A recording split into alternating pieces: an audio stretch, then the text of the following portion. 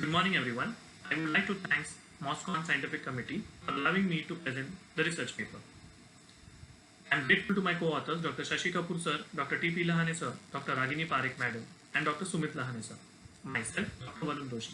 The title of my study is Analysis of Microkeratome Assisted Corneal Flap Thickness in Laser In Situ Keratomeliasis for Myopic Eyes. Authors have no financial or commercial interest in any material discussed in study or presentation. As we all are aware, refractive errors being the most common cause of vision loss, we find more and more patients willing to get rid of spectacles and optical refractive surgery. How did we get our research question? I would like to present some case scenarios. The mean spherical equivalent in case 1 was -5, in case 2 was -3.25, and in case 3 it was -3.75. The preoperative keratometry values in case 1 was in the range of 44 to 45 diopters. In case 2, it was on the higher side in the range of 46 to 47 diopters. In case 3, it was on the lower side in the range of 40 to 42 diopters.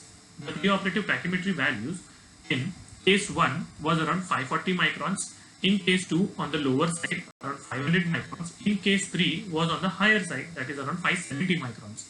However, the flap thickness in all the three case scenarios was in the range of 110 to 130 microns. Does extremely steep or extremely flat corneas influence flap formation with respect to thickness or configuration? On reviewing the literature, we did find similar articles. Reference being the Journal of Cataract and Refractive Surgery.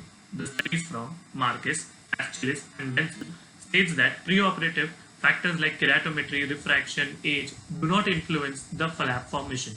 However, another study from Flanagan states that preoperative keratometry and refraction does influence the flap formation.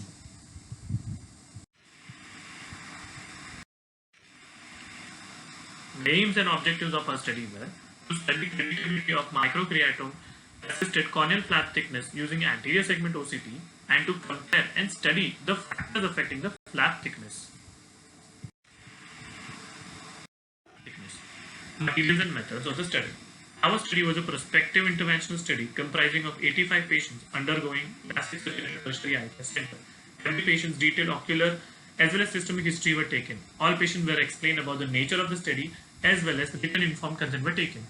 The inclusion criteria of the study were as follows: patients between the age of 21 to 50 years, patients with stable refraction for at least 2 years, patients with intraocular pressure less than 21 mmHg, patients with myopia up to 10 diopters, and patients with no history of contact lens use for at least 4 weeks. The exclusion criteria were as follows: the patients with corneal thickness less than 450 microns, patients with corneal diseases like keratoconus, ectasia, and dystrophies, patients with ocular diseases like dry eyes and other diseases like cataract, glaucoma, and retinal disorders, patients with systemic diseases like collagen vascular diseases, diabetes, pregnancy, any active infective diseases, and patients denying consent. The assessment methods were as follows. Visual acuity was measured using Snellen's chart. Anterior segment examination was done using slit lamp. Intraocular pressure was measured using an apoptonometer. Every patient's dilated fundus examination was done. Topography was measured using Shamefleck imaging technique. Post-operative flap thickness was measured using Cyrus HD anterior segment OCT. All patients were operated by same surgeon for LASIK using Vissec Star S4 excimer laser system. Flap formation was done using Moria M2 for single use with 90 microns head size with mechanical stop designed for maximum safety, hinge position nasally. Suction ring sizes varied with respect to keratometry and refraction. Same blade was used for both the eyes, that is, right eye being operated first. The results of our study were: the mean age in our study was 26 years. In our study, males were more than females. The mean spherical equivalent was -3.91. The mean keratometry value was 44 diopters. The mean pachymetry value was 535 microns. The mean flap thickness in right eye was 117.8 microns and in left eye it was around 112.9 microns.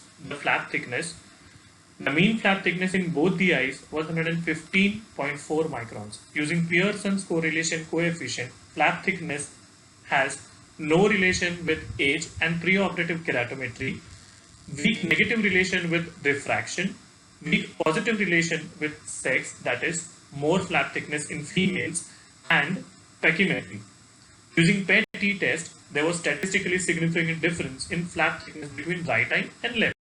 The discussion of the study: flaps created using Moria M2 microkeratome 90 micron size were thicker than expected, as mean flap thickness was 115 microns. Age and preoperative keratometry did not reveal any impact on flap thickness. Females had thicker flaps compared to males.